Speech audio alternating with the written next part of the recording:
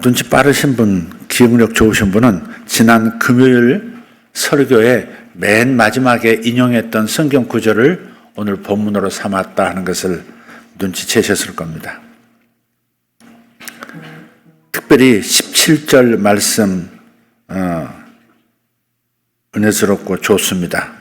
21절 말씀도 이어서 또 좋습니다. 그죠? 이는 나를 사랑하는 자가 재물을 얻어서 그 곳간에 채우게 하려 함이니라. 나를 사랑하는 자가 재물을 얻어서 그 곳간에 채우게 하려는 것이 하나님의 계획이라고 말씀하시는 겁니다. 근데 이 말씀은 우리 신약성경에서 참 중요한 말씀인데 마태복음 6장 33절에 구약 병행 구절이다 이렇게 별명을 붙일 만큼 은혜롭습니다. 하나님을 사랑하는 최고의 복과 그리고 그냥 그 사랑이 영혼의 마음에만 부어지는 사랑이 아니라 내 삶의 모든 필요를 채우는 그러한 사랑이라고 하는 것을 확인케 해주는 구절입니다. 하나님과 재물을 연결시킨다고 하는 것이 얼마나 놀랍습니까? 재물하면 재물을 좋아함, 이것은 하나님을 마치 멀리하는 것 같고 하나님을 경히 여기는 것 같은 그런 문화권 안에서, 그런 종교 의식 안에서 우리는 갇혀 지낸 사람들이었습니다. 그러나 이제는 그렇지 않습니다. 하나님의 사랑은 내 영혼, 내 마음, 내 육체, 그리고 내 사랑하는 모든 관계들 속에서, 그리고 더 나아가서 이 땅에서 삶을 살아가는 데 필요한 재정에도 하나님의 사랑이 나타난다 하는 이 말씀이 얼마나 완벽하고 얼마나 온전하고 얼마나 우리의 마음을 온전히 만족시켜 주시는 그런 말씀입니까? 그러나 이 말씀을 사용하기에 앞서서 경고의 말씀부터 먼저 드리자면 이렇습니다. 오늘 말씀을 잘 읽어보면 나를 사랑하는 자에게 재물을 얻게 해서 그의 곳간에 채워줌으로써 평생 두려움 없이 불안 없이 살아가게 하시는 하나님의 사랑을 말씀하고 있습니다마는 이 말씀을 잘못 읽어서 재물을 많이 얻기 위해서 하나님을 지금부터 사랑해야지, 재물을 많이 얻으려면 하나님을 사랑해야 해 라고 하는 태도로 이 말씀을 읽어서는 안 된다는 겁니다. 이건 잘못된 동기가 되는 겁니다. 하나님에 대한 사랑, 하나님의 사랑에 대한 나의 영혼의 반응, 마음의 반응이 그것이 정상적인 것이지 재물을 많이 얻기 위한 방편으로서 하나님 사랑해보자 하는 가벼운 마음으로 이 말씀을 접근해서는 안 되겠다 하는 겁니다. 그렇지만 재물은 어쨌든 우리에게는 매우 중요한 것이죠. 사업을 열심히 하는 까닭이 무엇입니까? 이윤을 남겨서 그 재물로 삶의 필요를 채우고 가족을 부양하고 그리고 선한 일을 하기 위함 아닙니까? 그래서 재물을 구하는 거고, 그래서 사업을 열심히 하는 거고, 그래서 직장생활 힘들어도 고단해도 열심히 오고 가는 거 아니겠습니까? 정말 그냥 사표 쓰고 나오고 싶은 때도 적지 않을 텐데 그래도 그 자리를 굳건히 지키고 결국은 20년, 30년, 40년 다 직장생활하고 그 다음 은퇴하는 까닭, 바로 그것이죠. 삶을 영위하는 데 있어서 재물이라는 것은 무척이나 중요한 것이고 이것을 하나님도 아시고 인정하시고 여기에 복을 주시겠다는 겁니다. 자녀를 양육하고 가족을 섬기는 데 있어서 부족함이 없는, 재정적으로 부족함이 없는 삶을 산다는 거 큰 복입니다. 제 아내가 어떤 아이들을 쇼핑몰을 한번 데리고 갔는데 아이들 반응이 와, 이런 것도 있었네? 지금 20살 전후의 아이들인데, 와, 이런 곳이 있었네? 한 번도 안 와봤다는 거예요. 백화점 데리고 갔는데, 와, 너무 좋다. 이런 곳이 있었네? 그랬다는 거죠. 저는 그 말을 전해 듣고 정말 가슴이 아팠어요. 물론 부모들이 바빠서, 돈이 없어서가 아니라 바빠서 하는 일이 많아서 그럴 수도 있겠다 싶지만, 아이들이 어려서도, 아니 청소년기를 지나서 청년이 되었는데도 한 번도 쇼핑몰을 와본 적이 없는, 옷들이 가득가득하고 필요한 물품들이 가득하고 고를 것이 많은 그 쇼핑몰을 한 번도 안 와봤다고 하는 것이 너무 가슴 아픈 거예요. 어떻게 이렇게 살 수가 있나? 어떻게 아이들이 이런 것을, 이런 풍성함을 누려보지 못한 채 살아가고 있었을까? 그것이 가슴이 아팠던 거예요. 그런 의미에서 계속 일만 해야 하는, 계속 자식과 함께하는 시간도 없이 계속 일을 할 수밖에 없는 그 상황이 우리에게는 또 한편 아쉬움입니다.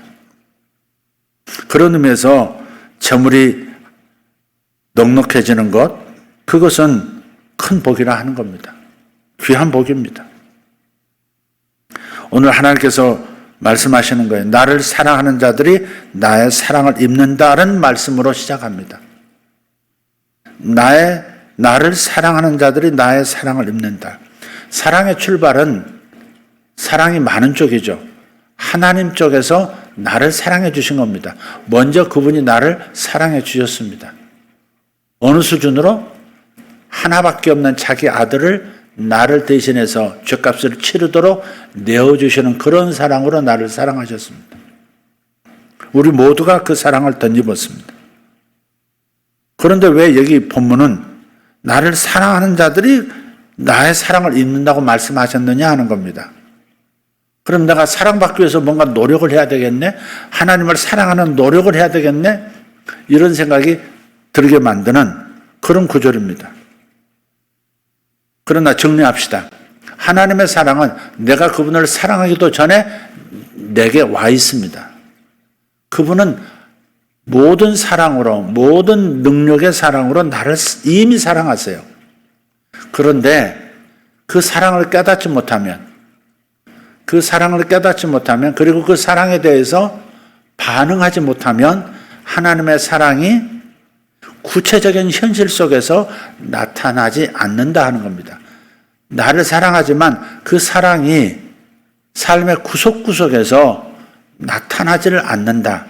그런 의미에서 나를 사랑하는 자들이 되어라. 내가 너를 사랑한다는 사실을 깨닫고 나의 이 사랑에 반응하라. 사랑을 표현하라 하는 말씀을 하고 있는 겁니다. 그러면 하나님의 사랑을 깨닫고 하나님의 사랑에 반응하기 시작하면 하나님의 구체적인 사랑의 능력이 나의 삶의 현실 속에 하나씩 나타나고 평생 동안 하나님의 그 사랑의 축복이 나를 따른다 하는 겁니다. 이 말씀은 바로 그런 말씀입니다. 나를 사랑하는 자들이 나의 사랑을 입을 것이다. 그런데요, 사랑이라고 하는 것은 하나님께 사랑을 드려야 할 텐데, 사랑의 반응을 보여야 할 텐데, 이 사랑은 마치 나무처럼 키워가야 하는 거예요. 사랑나무라고 한번 생각해 보십시다. 사랑나무. 여기 있는 초록빛의 작은 화분들도 계속해서 사랑을 주어야 합니다. 물을 주고 때로는 만져주어야 합니다. 그래야 이 푸르름을 자랑하고 생명을 이어갈 수가 있죠. 그래서 사랑나무라고 한번 생각해 보자 이 말이죠. 이 사랑나무를 어떻게 키워나갈까? 그것은 사랑을 표현하는 데 있습니다. 지난주에도 말씀을 드렸습니다만 사랑을 키워나가야 합니다. 믿음도 크는 것이고 사랑도 커나가는 것입니다. 그죠? 사랑도 커나가는 거예요. 그래서 이 사랑나무를 키워가야 돼. 사랑을 표현함으로써. 그래서 시편 103편 1절에서 5절 말씀을 읽어보면 무엇으로 사랑을 키워갈 것인가에 대한 방법론이 나와요. 아주 좋습니다. 다윗의 시인데 다윗이 어떻게 그렇게 하나님의 사랑을 받은 사람이 되었을까? 영적으로만 받은 게 아니고 삶의 현실에서 평생, 아니 죽은 다음에까지 자손 대대로 하나님의 사랑을 입게 된 그 이유가 무엇일까? 방법이 무엇일까가 시편 103편에 나와 있습니다. 103편 1절에서 5절을 한번 보도록 하죠. 그러니까 시편 103편 1절에서 5절은 잠언 8장 17절에 있는 말씀을 확대시킨 것이라고 보시면 됩니다. 읽겠습니다. 내 영혼아 여호와를 송축하라. 내 속에 있는 것들아 그의 거룩한 이름을 송축하라. 내 영혼아 여호와를 송축하며 그의 모든 은택을 잊지 말지어다. 그가 내 모든 죄악을 사하시며 내 모든 병을 고치시며 내 생명을 파멸해서 속량하시고 인자와 긍휼로 관을 세우시며 좋은 것으로 내 소원을 만족하게 하사 내 청춘을 독수리같이 새롭게 하시는도다. 아멘. 내 속에 있는 것들아 다 그랬어요. 내 속에 있는 것들아 다 그의 거룩한 이름을 송축하라 라고 했어요. 제가 다자를 빼고 방금 읽었던 것은 강조를 위한 것입니다. 왜 목사님 다자를 빼나 그렇게 생각하시지 말고 강조를 위해서 침묵한 거예요. 자, 내 속에 있는 것들아 다 그의 이름, 거룩한 이름을 송축하라. 이 말씀 안에 비결이 있는 겁니다. 하나님에 대한 사랑을 키워나가는 방법이 여기 있는 거예요. 내 속에 있는 것들을 통해서 하나님을 사랑한다는 것을 표현하라는 겁니다. 내 속에 있는 재료를 가지고 하나님을 사랑할 수 있고 사랑을 키워나갈 수 있습니다. 내 속에 있다고 하는 것은 나의 전부죠. 나의 전부. 내 몸, 내 마음, 그리고 내 기억, 그리고 내 생각, 감정, 그리고 내 영혼, 그리고 내가 지금 누리고 경험한 상황들과 물질들, 이 모든 것들이 하나님을 사랑한다는 표현의 통로가 될 수 있다는 겁니다. 그러니까 쉽다는 거예요. 하나님 사랑하기를 어떻게 키워나가지? 하나님 사랑의 불씨를 어떻게 큰 여원의 불길처럼 일으키지? 방법은 다윗의 방법을 사용하면 되는 거예요. 모든 성경의 저자들이 동일하게 하나님을 사랑하는 마음을 키워가는 방식이었습니다. 그래서 몸을 통해 먼저 감사하셔야 돼요. 몸을 통해서 하나님 사랑을 표현해야 돼요. 여러분, 송축한다는 말은 하나님을 칭찬한다. 하나님을 높여드린다. 하나님의 어떠하심을 인정한다. 최고, 아빠 최고 하는 바로 그러한 마음으로 하나님의 어떠하심을 내가 주님 앞에 올려드리는 거예요. 그게 바로 송축하는 거예요. 바로 그 송축함으로써 자신이 하나님에 대한 사랑을 깨닫고 사랑을 다시 보여드리는 겁니다. 먼저 여기 보면 내 모든 병을 고치시며 그랬어요. 내 모든 병을 3절 후반에 내 모든 병을 고치시며. 우리는 나를 의식할 때, 나 할 때 내 몸부터 의식해요. 나 할 때 내 영혼을 의식하는 사람 별로 없어요. 보이지도 않고 만져지지도 않고 느껴지지도 않아요. 그러니까 내 영혼이 나라고 보통 우리 하나님의 말씀을 근거로 신앙생활을 하는 우리들은 의식적으로 해야 내 영혼, 그게 바로 나야 이러는 거지. 나 그러면 불신자나 신자나 우선 내 몸을 생각하게 돼요. 너 자신을 아껴. 그럼 우선 내 몸부터 아낀다고요. 본능적으로 아끼고 의식적으로도 아끼고 있어요. 그러니까 바로 내가 아끼고 내가 귀히 여기는 이 몸을 통해서 하나님을 사랑하는 것을 표현할 때 그것이 찐 사랑이 되는 것이죠. 그런데 하나님께서 내 모든 병을 고쳐주신다는 겁니다. 지금 건강하십니까? 병을 고쳐주신 겁니다. 병이 생기지 않도록 고쳐주신 거예요. 병이 있으세요? 아니요. 큰 병으로 몇 달 안에 죽습니다 하는 그런 병이 아니지 않습니까? 병을 고쳐주신 거예요. 건강을 주신 겁니다. 할렐루야. 그래서 우리는 건강 주심을 가지고 병을 고쳐주심을 생각하면서 하나님 감사합니다. 하나님 사랑해요.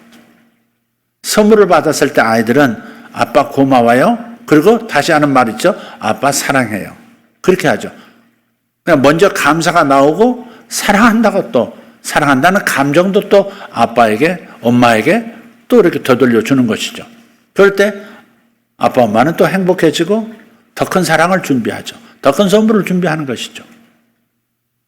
거룩한 선순환이 바로 여기 있는 겁니다. 그래서 여러분 건강을 의식하고 몸을 의식하고 하나님 앞에 사랑을 표현하십시오.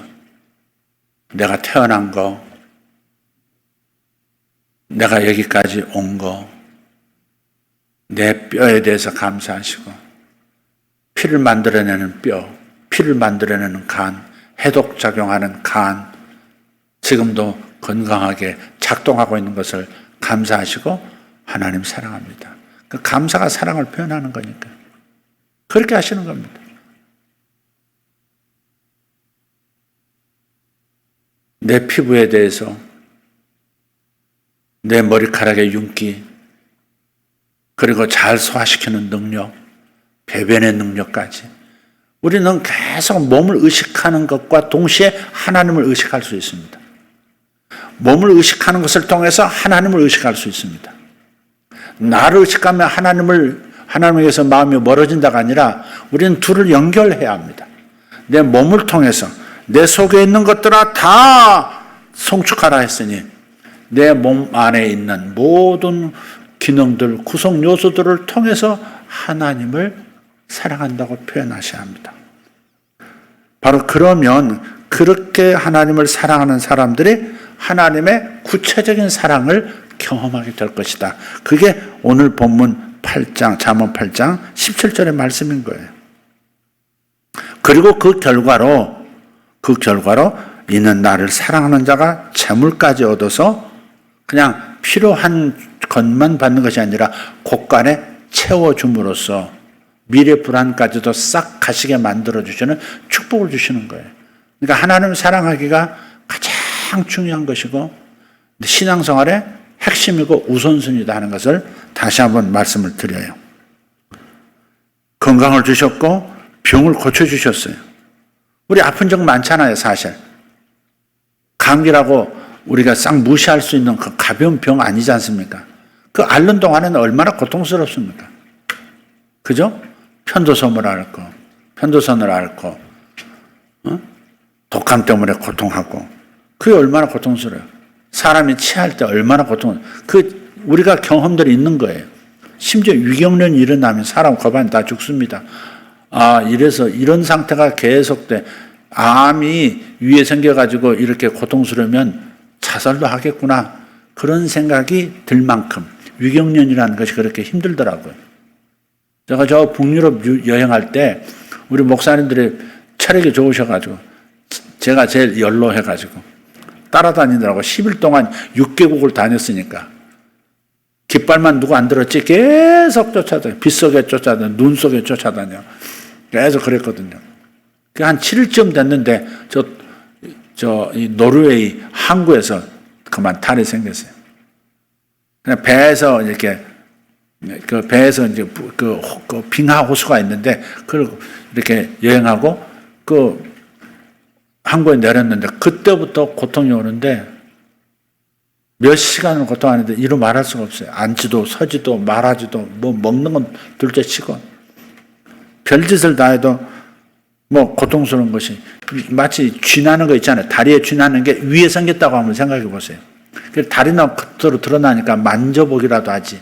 이 속에서 일어나는 것은 어떻게 할 방법이 없는 거예요. 그러나 그런 것도 지나가서 그때 하나님께서 그런 상태에서 심장도 못 들 수 있고 다 그런데 다 하나님께서 그 상황에서 만져주시고 벗어나게 해주셨어요. 여러분들 경험 떠오르는 거 있으실 거예요. 감기부터 시작해서 오한나고 그런 여러 가지 몸살 기운 그런 것부터 시작해서 얼마나 고통스러웠어요. 그런 것들이 지속되지 않도록 그것이 큰 병으로 되지 않도록 주님께서 낫게 해주셨습니다. 건강을 주셨습니다. 이것을 통해서 하나님께 감사하고 이것을 통해서 하나님의 위대하심을 하나님의 사랑을 노래하는 거예요. 그게 송축하는 거예요. 네. 또 5절을 보면 이 몸이 필요로 하는 게 뭐예요? 몸과 마음이 필요한 게 재물인데 이렇게 말씀해요. 좋은 것으로 내 소원을 만족하게 하셨다 그랬어요. 좋은 것으로 내 소원을 만족하게 하신다. 좋은 집으로 만족하게 해주시고. 지난번 말씀드렸죠. 우리 조재민 형제가 재민이가 막 오늘 울었어요. 제 엄마가 그러시더라고. 오늘 막 울었어요. 제 아버지도 울었어요. 뭘 가지고 울었냐 그랬더니 위례 신도시 여기가 가까운데 그게 아파트가 당첨됐다는 겁니다. 오늘 처음 들으신 분 계시면 와해 주십시오. 예. 그렇잖아요. 그거 얻기 힘들잖아요. 당첨되기 쉽지 않거든요. 바로 여기 가까운데. 서울 바로 뭐 근교잖아요. 아마 그 들어가고 나면 집값 많이 오르겠죠. 질투하지 마세요. 여러분 다른 거 준비하셨으니까. 좋아해 주세요. 네, 좋아해 주세요. 네, 너무 감사하다고. 하나님께도 감사하고. 내가 한 게 뭐가 있다고 목사님 감사해요. 땡큐 하고 그러더라고요. 근데 얼마나 감사한 일이에요, 이런 게. 이 즐거운 일을 하나님 주시는 거예요. 내 소원을 만족하게 해주신대요. 사람이 소원이 이루어져야 살맛이 나고 그게 생명나무라 그랬거든요. 잠언서 말씀에. 사람의 소원이 이루어지는 것은 생명나무라 그랬어요. 생명나무라고. 생명을 이어가는 것은 소원이 안 이루어지고 계속 힘들어지면 그게 이제 생명력이 뚝뚝뚝 떨어지는 그런 느낌이 들어요. 그런데 소원이 이루어지면 살맛이 나는 거예요. 하나님 살아계신 것이 구체적으로 느껴지기 시작하고 행복해지는 것이죠. 모든 좋은 것들이 있어요. 여러분 좋은 것들을 많이 헤아려 보세요. 얼마나 좋은 것을 많이 주셨는지, 주고 계시는지, 앞으로 주실 것인지까지가 여러분 믿어질 거예요. 모든 좋은 것으로 하나님께 감사하십시오. 할렐루야. 내 소원을 독수리같이 새롭게 하신다 그랬어요. 인생 전체가 청춘이 되도록 만들어주시는 거예요. 김영석 교수 아시죠? 연세대에서 강의하시고 지금 석좌 교수시고 뭐 그러신 분이죠. 그런데 그 김영석 교수님이 100년을 살아보니 라는 책을 쓰셨어요. 그리고 이제 강연을 하실 때 그 책 때문에 요즘 강연을 많이 하시더라고요. 그분 말씀을 이렇게 들어보니까 100년을 살아보니까 이렇더라. 아직 저와 여러분 중에 100년까지 안 살아봤잖아요. 90도 안 살아봤어요. 80도 아직 안 살아봤어요. 80 계시나요? 그래서 그분의 말을 좀 들어야 돼요. 나 100년을 살아보니까 이렇더라. 100년 살아보고 뒤를 돌아보니까 이렇더라. 현실이 이렇더라 하시는 말씀하는 거예요. 그분이 하시는 말씀이 인생은 이렇게 셋으로 나눠진다. 셋으로 첫째는 태어나서부터 30세까지. 그 다음 30세에서 60세까지. 60세에서 죽을 때까지. 근데 30세까지는 교육의 기간이라는 거예요. 그죠? 유치원부터 시작해서 대학 교육까지 계속 교육받아요. 심지어 회사, 직장 들어가기 위해서 또 받는 교육들 따로 있어요. 결혼하기 위해서, 좋은 결혼하기 위해서 받는 교육도 있어요.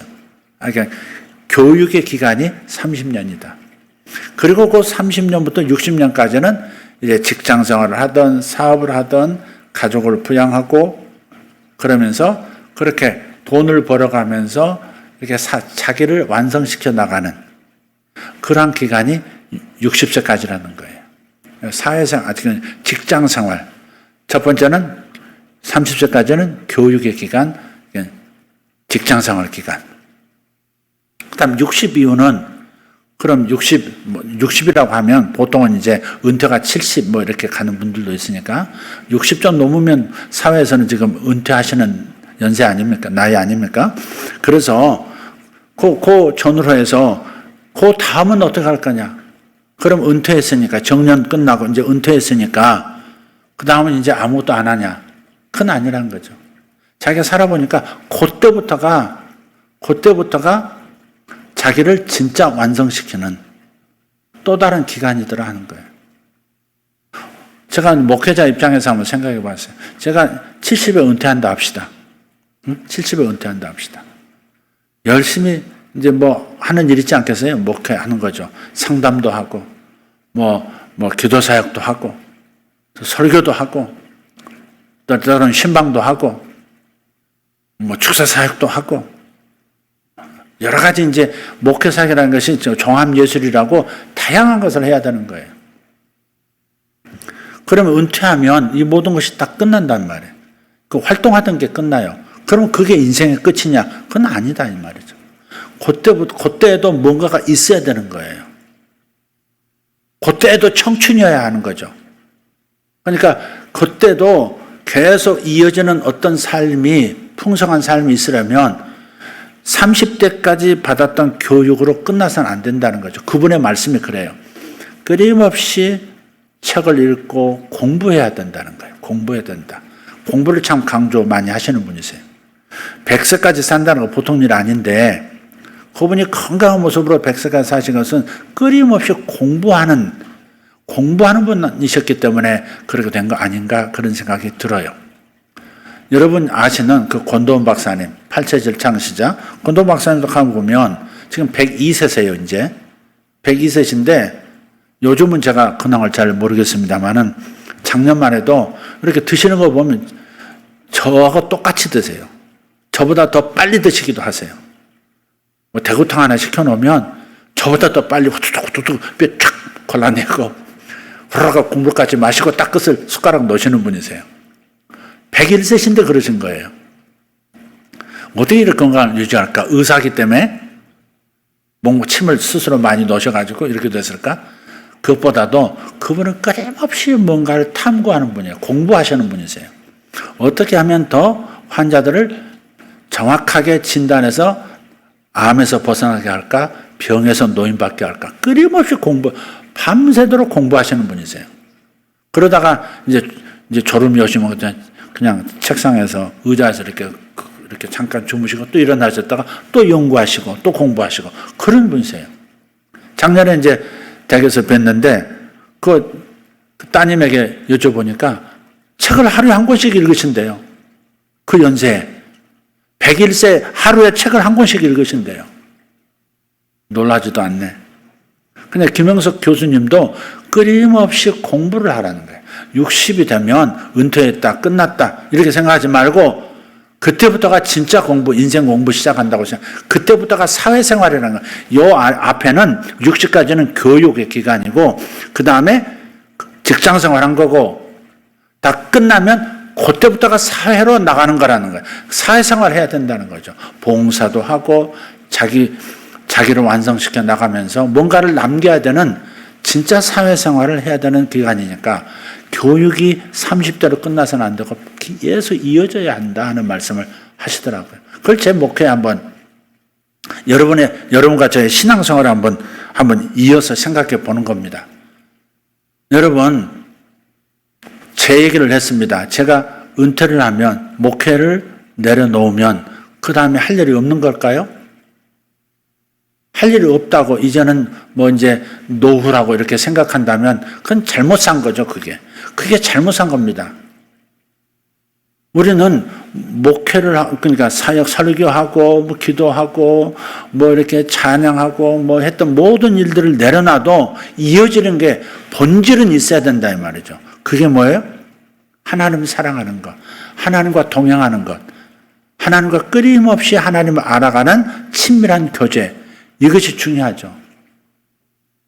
만약에 사역을 이제 은퇴해서 사역을 목회 사역을 내려놨는데 그 다음에 아무것도 없다 그렇다면 헛산 거예요, 그게.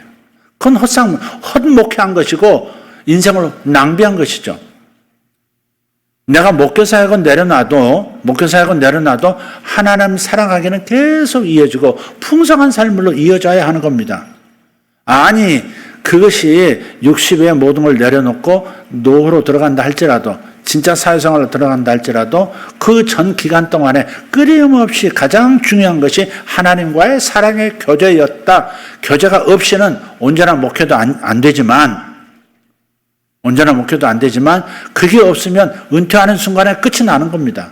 여러분도 마찬가지입니다. 직장생활 끝나고 사업이 이제 내려놓고 물려주고 끝나면 그걸로 끝이고 아무것도 없는 것 같은 인생이라면 여러분 잘못 사신 거예요. 잘못 신앙생활 하신 거예요. 일을 하든 안 하든 목회를 하든 안 하든 사업을 하든 안 하든 계속 이어지고 있는 가장 중요한 핵은 뭐냐? 그 코어 근육이, 신앙생활의 코어 근육이 뭐냐? 그거는 하나님과 사랑의 교제를 통해서 하나님을 알아가는 공부입니다. 하나님을 끊임없이 알아가는 공부. 영생이 뭐라 그랬어요? 요한복음 17장 3절에 영생은 유일하신 참 하나님과 그의 보내신 아들을, 예수를 아는 것, 그것이 영생이라고 그랬어요. 영생을 우리는 죽은 다음에 영원히 사는 것을 영생이라고 하죠. 성경은 그걸 얘기하지 않아요. 성경에서 말씀하는 영생은 하나님 아버지를 그리고 예수 그리스도 두 분을 알아가는 것, 성령의 도우심을 받아 끊임없이 알아가는 것, 그게 영생이라는 겁니다. 그게 생명이라는 겁니다. 특정 기간에 뭔가를 누리는 것, 그게 영생이 아니라 지금 예수 믿은 순간부터 영원 세계까지 끊임없이 하나님과의 깊은 사귐을 통해서 그분을 알아가는 것, 그게 영생이라는 겁니다. 그렇게 될 때 내 청춘이 독수리같이 새롭게 되는 겁니다. 어떤 종류의 독수리는 그런다 하지 않습니까? 이렇게 한 50, 60세를 산 다음에 독수리가 어느 순간에는 안전한 곳에 들어가서 이 적들의 공격을 막을 수 있는 안전한 절벽 사이에 굴 같은 데 들어가거나 안전한 곳에 들어가서 의도적으로 자기 부리를, 낡은 부리를 이렇게 떼어낸다지 않습니까? 이렇게 나무 같은 데 걸쳐, 바위 같은 데 걸쳐가지고 당겨가지고 이게 빠지네. 부리를 뽑아버린다는 거예요. 그리고 이 맹수의 이 발톱 있잖아요. 그것도 다 하나씩 걸어가지고 뽑아버린다는 거예요. 그래서 먹지도 않고 계속 그렇게 있다는 겁니다. 그러면 1개월, 2개월 지나면 새 발톱이 나오고요. 새 부리가 나온다는 거예요. 그걸 가지고 또 몇십 년을 산다는 겁니다. 이 독수리처럼 청춘이 새로워진다는 말이 바로 그런 겁니다. 그래서 우리가 나이와 사실은 돌아보면요. 여러분 다 고백하실 때 언제가 가장 좋으냐고. 김영수 교수님도 그랬다는 거예요. 이렇게 자기 동료 교수들하고 90 다 된 교수들하고 이렇게 대화를 나누는데 인생에서 언제가 제일 황금기간이냐 그랬더니 대부분 젊었을 때 20대, 30대 뭐 이렇게 말할 것 같은데 그게 아니고 이구동성으로 한 60세? 70세? 이렇게 얘기하시는 거예요. 90대 분들이 그렇게 얘기하는 거예요. 90대 됐으니까 70도 고맙고 60도 고마운 게 아니라 그때가 가장 뭐랄까 정신적으로 안정이 되는 투쟁하면서 살아왔던 경쟁하면서 살아왔던 모든 것도 지나가고 자식들도 다 이제 가정을 이루어 보내고 그리고 진짜 제대로 맑은 정신으로 나를 믿을 수 있는 상태로 나 자신이 실려가가는 그런 정신 상태로 있는 때가 바로 그때라는 거죠. 이제 소위 말해서 우리가 은퇴한다고 하는 그때가 가장 좋은 때, 그때 이후가 좋은 때라는 겁니다. 몸은 늙어가지만 그래서 몸 삐그덕하긴 하지만 그래도 마음이 늙어가는 건 아니니까. 마음의 컨디션이 가장 좋을 때가 좋다는 거예요. 그게 특별한 병만 없다면. 네. 그래서 하나님께서 내 청춘을 독수리같이 새롭게 30대만이 아니라 60세까지만이 아니라 그 이후의 삶 100살 이상의 삶도 독수리처럼 청춘처럼 살 수 있도록 만들어주시는 분이 우리 하나님이시라는 거예요. 이걸 감사하시기를 바랍니다. 할렐루야. 몸을 통해서 감사하는 거예요. 이게 마음을 통해서 감사하셔야 돼요. 기억나는 것들마다 하나님께 감사하세요. 아픈 기억도 직면하세요. 가만히 들여다보면 아픈 기억 때문에 잊어버리고 막 이렇게 이렇게 딴 생각으로 돌아갈 때가 있는데 그런 것들을 억누르지 않습니까? 그럼 여러분 안에서 악몽으로 나타나고 그런 것이 병으로도 나타나요. 뭔가 이렇게 괴로웠던 어떤 기억들이 나면 직면하세요. 들여다보세요. 그때 상황이 어땠는지. 그리고 그걸 가지고 하나님께 감사하기 시작하세요. 그러면 해독자가 나타나게 돼 있어요.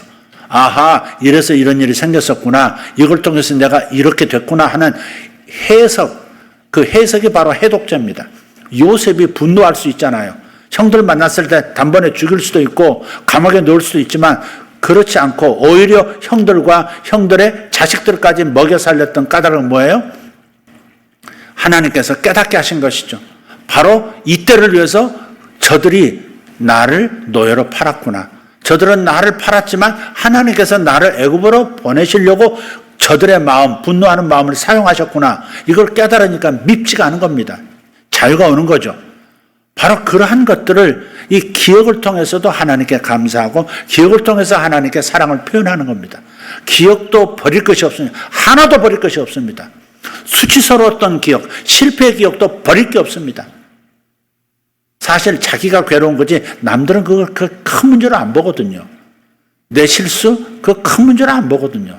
자기만 자기를 괴롭히는 것이지. 그러니까 자기 속에 있는 기억을 통해서 하나님께 감사하시고 하나님을 사랑을 올려드리길 바랍니다. 할렐루야. 감정도 생각도 주님은 생각을 머리카락까지 헤아리신다고 그러셨잖아요. 나는 너희들의 머리카락까지 다 세어본다 이런 말씀하셨어요. 그 머리카락 하나하나 세보시고 몇 개인데 그중에 오늘 아침에 32개 빠졌다. 그래 몇 개 남았다. 이걸 보시는 것이 아니라 우리의 생각과 감정의 주파수를 다 읽어내신다 그 말이죠. 그걸 가지고 하나님께 감사하고 그걸 가지고 하나님 사랑한다고 말하고 이렇게 하시라는 겁니다. 그게 바로 마음을 통해서 감사하는 방법이고 사랑하는 방법입니다. 영혼을 통해서도 마찬가지입니다. 영혼은 얼마나 감사한 죄의 사함을 주셨잖아요. 오늘 말씀에도 내 영혼아 여호와를 송축하며 그의 모든 은택을 잊지 말지어다 하고 첫 번째 나오는 게 그가 내 모든 죄악을 사하시며 그랬어요. 내 모든 죄악을 사하신 거예요. 히브리서 10장 가서 말씀을 읽어보면요. 히브리서 10장 11절 12절이 될 겁니다. 제사장마다 매일 서서 섬기며 자주 같은 제사를 드리되 이 제사는 언제나 죄를 없게 하지 못하거니와 오직 그리스도는 죄를 위하여 한 영원한 제사를 드리시고 하나는 우편에 앉으사 그랬어요. 두 개의 단어가 대칭되는 단어가 나오죠. 하나는 서서 또 하나는 앉으사 하는 단어예요. 하나는 서 있다, 앉아 있다. 이 이미지를 한번 생각해 보세요. 구약의 제사장들은 끊임없이 서 있어요. 하루 종일 서 있어야 합니다. 성전에 보면 구약의 그 성전 기물을 보면 의자가 없습니다. 의자가 전혀 없어요. 눈을 씻고 아무리 찾아봐도 없습니다. 왜냐하면 끊임없이 죄 사하는 제사를 드려야 되기 때문에 백성들의 죄, 자기의 죄, 동료들의 죄를 끊임없이 양을 잡고 소를 잡고 비둘기 잡으면서 피가 강처럼 흐르게 하는 그 성전 안에서 끊임없이 일만 하면서 서 있습니다. 계속 서 있어야 합니다. 죄가 그치질 않기 때문에. 한번 죄 사하는 그런 의식을 이렇게 양을 잡아서 죄 사함을 위한 블레싱을 했다 할지라도 그 다음 또 죄를 지면 또 해야 되는 또 제사를 지내고 또 제사를 지내야 하는 겁니다.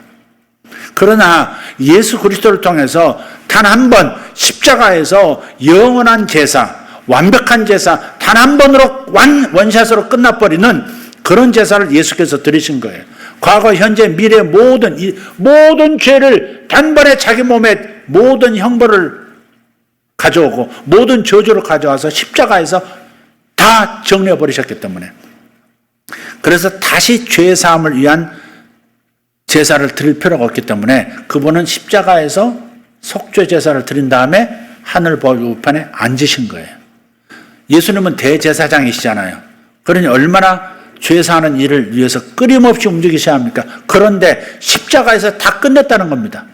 그렇기 때문에 이제는 앉으시는 거예요. 할 일이 없으신 거예요. 그냥 다 이루신 거예요. 요한복음 19장 30절에 다 이루었다 하시고 돌아가셨어요. 그러니 이 사실을 여러분 믿으시기를 바라요. 아멘. 어떻게 내 미래 아직 짓지도 않는 죄가 용서받았어. 예수님을 보고 믿으세요. 예수님께서 한 영원한 자산은 과거, 현재, 미래 내 인생에 지을 수 있는 모든 종류의 죄악들을 다 감당하시고 죄값을 치르신 거예요. 끝내신 겁니다. 그래서 앉아 계시는 거예요. 할렐루야. 그게 바로 영혼을 통해서 하나님께 사랑을 표현하는 길입니다. 그걸 깨닫는 거예요. 그리고 그걸로 끝나지 않습니다. 에베소서 2장 6절을 보면 함께 일으키사 그리스도와 함께 일으키사 함께 하늘에 앉히셨다고 그랬어요. 잘 보세요. 여러분, 우리는 항상 몸을 의식한다고 했죠. 그러나 나는 몸만 있는 존재가 아니라 몸은 집일 뿐이고 껍데기일 뿐이고 진정한 나는 뭐예요? 영혼이잖아. 영혼이잖아. 그 영혼이 어디 있어요? 내 안에 있어요. 내 안에 있지만 다른 차원에서 살아요. 다른 차원에 있기 때문에 내 영이 느껴지지 않는 겁니다. 영은 다른 차원이에요. 영의 세계도 다른 차원이에요. 보다 완전한 차원이고 참 세계예요, 거기가. 그래서 우리가 인생을 마감한다면 그 세계로 들어가서 하나님의 사랑을 누리면서 사는 겁니다. 그래서 내 영은 다른 차원에 있어요. 내 안에 있지만, 내 안에 내가 있지만, 영이 있지만, 그러나 내 영은 다른 차원에 지금 속해 있다 하는 것을 기억하셔야 돼요. 2차원과 3차원이 같이 있듯이, 4차원과 3차원이 같이 있듯이, 높은 수준으로 같이 있는 거잖아요. 3차원보다 4차원은 더 높은 수준이에요. 높은 수준이지만 3차원과 함께 있어요. 면이라고 하는 2차원은 입체라는 3차원에 같이 있어요. 그 면이라는 이 단순한 평면이라고 하는 것은 3차원을 따라잡지 못해요. 그럼에도 불구하고 면과 2차원과 3차원이 함께 있듯이, 면이 입체와 함께 있듯이 내 영도 내 안에 있지만 다른 차원을 살고 있는 거예요. 그 차원은 뭐예요? 주님과 함께 통치의 자리에 앉아 있는 거예요. 완전한 건강을 가지고, 영원한 생명을 가지고, 모든 권세를 가지고, 모든 통치의 능력과 권능을 가지고 이미 예수 그리스도와 함께 앉아 있는 것이 내 영이에요. 그러니까 내가 영을 통해서 하나님께 사랑을 드리고 그리고 감사할 수 있다, 송축할 수 있다는 것은 바로 내 영의 상태를 의식하는 겁니다. 내 몸의 상태를 의식하지 말고, 내 정신 상태를 의식하지 말고, 내 영의 존재와 내 영의 위치와 내 영의 상태를 의식하면서 하는 거예요. 그러면 권능이 나타나고 하늘에 있는 일이 땅의 현실로도 흘러 들어오는 겁니다. 이게 마지막으로 가장 중요한 거예요. 영혼을 통해서 이미 죄사함 받고 하늘에 앉아있게 하신 이 은총을 감사하고 하나님께 사랑을 드려야 합니다. 이것을 통해서 우리의 사랑을 키워나갈 수 있다 하는 것입니다. 요 하나하나가 사실 중요한 주제로서 따로 설교가 되어줄 수 있는 문제지만 오늘 통합적으로 오늘 한번 보는 겁니다. 그리고 마지막 결론처럼 드릴 말씀이 있습니다. 그것은 사랑나무를 키워가는 도구가 있습니다. 도구. 무엇을 통해서 하나님께 사랑을 표현할 것인가를 말씀드렸다면 이 사랑을 키워가는 도구가 있는데 첫 번째는 성경입니다. 성경. 연인이 내게 사랑의 편지를 보내신 게 성경 아닙니까? 나를 사랑하신 그분, 나의 러버가 나에게 사랑의 편지를 보낸 게 성경이에요.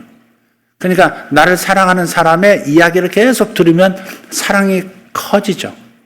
나를 이렇게 사랑하는구나.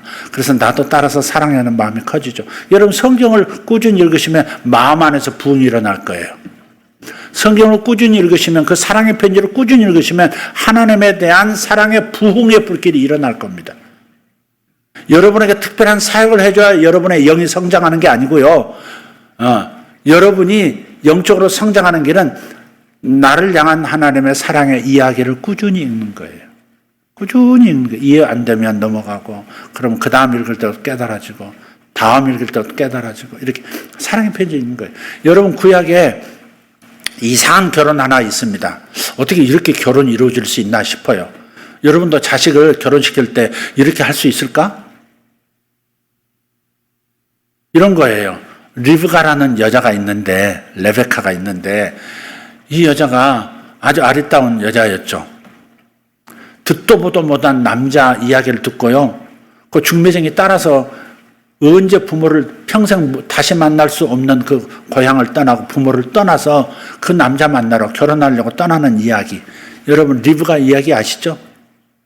엘리에셀이라고 하는 아브라함의 이 종이 금은 폐물을 싣고요. 아브라함의 지시를 받고 저 갈대아 쪽으로 떠납니다. 하란 땅에 가가지고 그곳에서 그 이삭의 자기 아들의 친족을 만납니다. 그 중에서 리브가가 있어요. 사촌이라고 할 수도 있는데 8촌 정도 되나요? 그런데 이 엘리에셀이 하는 말을 듣고 그 엘리에셀을 따라서 신랑 만나러 가는 거예요. 여러분 우리가 몇십 년 전만 해도 이 전라도에서 저기 함경도로 시집간다 그러면 아마 부모를 다시 보지 못할 그러한 그 이주일 겁니다. 옛날에는 고대 세계는 더 그러지 않았겠어요? 나라와 나라의 경계선을 떠나는 거니까 완전 이민 가는 거니까. 그런데요 이 리브가가 가만히 듣습니다. 시댁 얘기 듣고 아브라함이 어떤 분인지 어떤 신앙생활을 하는지 어떻게 인격자인지 그런 것도 듣고 그 다음 그 아들 신랑 될 사람 이삭에 대해서 성품에 대해서 어떻게 자랐는지 어떻게 지금 건강한지 이런 얘기를 다 듣습니다. 성경 보면 그렇게 엘리에셀이 얘기를 해줘요. 그 말을 듣고요 가족들이 야 너 꼭 가야 되겠냐 막 만류합니다. 말만 듣고 어떻게 믿을 수 있냐 이러면서. 그런데 리브가는요 그 말을 가만히 듣고요 본인이 결정을 해요. 그 다음날 일찍이 말 한 장 챙깁니다. 따라갑니다. 그러니까 그렇게 신랑에 대한 얘기를 듣고 마음 안에서 연모하는 마음이 일어난 거죠. 평생 함께 할 수 있겠다는 마음이 일어난 거예요. 그런 것처럼 성경을 그냥 무겁게 읽지 마시고 사랑의 편지로 하나님 나라를 사랑하신 연인의 편지로 읽어 나가시면 여러분 하나님에 대한 사랑이 커질 줄 믿습니다. 할렐루야. 두 번째는 경건서적입니다. 경건서적 여러분 책 공부하시라고 그랬죠? 경건서적 읽으셔야 합니다. 그래서 제가 권하고 싶은 것 중에 하나는 뭐냐면 로렌스 형제라는 사람, 로렌스 형제 임재연습이라는 책이 있습니다. 뭐 얇은 책인데요. 일기 형식으로 쓴 거예요. 근데 다른 사람이 그 대필을 해서 이렇게 만든 책이지만 근데 그 로렌스라고 하는 사람은 수도사인데 정식 수도사도 아니에요. 그냥 하급 수도사라 할까? 수도원에서 그냥 부엌일하고 포도주 담그는 일하고 그런 일을 하는 사람이 로렌스였습니다. 근데 이 로렌스가 어느 날 겨울날 이렇게 길을 가다가 갑자기 이렇게 무심히 길가에 있는 나무를 이렇게 보는데 순간적으로 어떤 다른 차원에 들어간 것 같아요. 이렇게 보는데 갑자기 마음이 이렇게 움직이면서 응시가 되더래요. 이렇게 나무를 보는데. 근데 그 나무가 눈이 쌓였는데 눈이 똑똑똑똑 떨어져 내리더니 갑자기 분위기가 바뀌면서 그 봄에 싹이 나고 잎이 나잖아요. 그렇게 싹이 나고 잎이 나더라는. 이게 자기 생각 속에서 이제 몽상으로 들어가는 겁니다. 그러더니 이렇게 꽃도 피고 열매도 맺고 그러더니 다시 이렇게 해서 겨울이 되어서 다시 눈이 덮인 현실로 돌아온 거예요. 그 순간에 하나님의 임재가 이렇게 시간을 초월해서 뭔가를 이게 압축시킨 것을 경험한 거예요. 그때부터 그 하나님께서 자신에게 함께 하셨던 그 임재의 느낌을 계속 추구하기 위해서 계속 하나님을 의식하는 겁니다. 밥할 때에도 물 기를 때에도 포도주를 딸 때도 계속 해서. 근데 이게 잘 안 되는 거예요. 우리가 살다 보면 하나님을 의식한다는 것이 끊임없이 의식한다는 게 쉽지가 않아요. 노력은 해야 돼요. 그러나 쉽지가 않아요. 그래도 지치지 않고 그걸 해내면 마침내 항상 하나님이 나와 함께 하신다는 의식으로 들어간다는 거예요. 그래서 이 사람은 항상 하나님과 함께 있는 거예요. 뭘 하든 간에 항상 행복하고 뭘 하든 간에 기쁨이 있는 거예요. 그게 시편 16편의 말씀, 16편 11절의 말씀인 거예요. 주의 앞에는 기쁨이 있고 주의 오른편에는 영원한 즐거움이 있나이다. 그걸 맛본 사람이거든요. 하나님의 임재를 느끼면서 살아가는 사람의 행복이거든요. 여러분 이게 있어야 합니다. 이걸 통해서 하나님을 더 사랑하게 됩니다. 하나님의 임재를 의식하는 이러한 책들을 좀 읽으셔야 합니다. 아까 100년을 살아보니 그런 책도 좋습니다. 경건서적들을 좀 읽으셔야 합니다. 마지막 한 가지, 늘 말씀드리는 거지만 매일 감사일기를 쓰는 겁니다. 감사일기지만 오늘 하루 동안에 하나님께서 어떤 좋은 일을 일으켜주셨나 이런 것들을 찾아서 써봄으로써 하나님의 임재가 더 느껴지는 겁니다. 자기 전에 하루 동안에 하나님께서 어떻게 나에게 역사해 주셨나를 기억해 보는 거예요. 그러나 하나님께서 나에게 무엇을 해 주셨느냐 이게 더 중요한 게 아니라 하나님이 나와 동행하셨었구나를 깨닫는 거예요. 우리 인생에서 남는 건 뭐라고요? 항상 있어야 하는 것이고 남아 있어야 할 것은 뭐라고요? 하나님과 내가 친밀하게 동행하고 있느냐, 하나님을 사랑하고 하나님의 사랑을 느끼면서 살아가고 있느냐. 요거는 목회를 끝내든 여러분이 은퇴를 하시든 그 이후에 인생 끝날 때까지 계속 코드 근육으로 남아 있어야 된다고 말씀을 드렸잖아요. 그래서 하나님의 임재의식을 키우는 방법이 매일 감사일기 쓰는 거예요. 내가 어디서 하나님을 의식하다가 놓쳤지? 이런 거. 내가 왜 갑자기 또 하나님을 또 왜 잊어버렸지? 하나님을 하나님 내 앞에 계신다. 내 안에 계신다. 하나님 나와 함께 계신다. 의식하면 되거든요. 의식하면 할수록, 그래서 집중하면 할수록 하나님 임재가 느껴지거든요. 그래서 하나님의 임재를 의식하는 훈련을 하셔야 돼요. 그게 감사일기를 쓰는 거예요. 감사일기를 쓰다 보면 하나님 의식하는 그 시간이 길어지고 자주자주 하나님이 인식이 되고 그렇습니다. 그래서 그렇게 길어나가는 거예요. 일상 모든 걸 통해서 하나님을 의식하게 되죠. 좋은 메시지를 봤을 때, 좋은 영화 한 편 봤을 때, 좋은 책을 읽었을 때, 좋은 광경을 볼 때, 그때 곧바로 하나님이 의식되면서 하나님의 임재의 행복으로 들어가는 겁니다. 그게 바로 하나님을 사랑하는 길인 거예요. 나를 사랑하는 자가 나의 사랑을 입게 될 것이고, 나를 간절히 찾는 자, 나의 임재, 나를 의식하는 자, 계속 하나님 어디 계시나요? 하나님 끊임없이 하나님을 찾는 자를 하나님께서 만나주시는 거예요. 제가 지금 생각해도 집중해서 하나님을 찾았을 때 하나님께서 엄청난 그런 크기의 계시들을 제게 주셨던 것 같아요. 그게 사랑을 입는 것이고 나를 만나주시는 거거든요. 구체적으로 내게 그때부터 능력이 나타나요. 이 하나님의 음재의식 통해서 주님을 뵙고 나니까 그다음부터 내 앞에 서 있기만 해도 사람들이 이렇게 방언을 하더라고요. 나하고 대화하다가 내 입술이 왜 이러지 하면서 방언을 하더니까 제 앞에서. 하나님의 음재를 집중해서 이렇게 추구하다 보니까 하나님의 뭔가를 내 마음에 주셔요.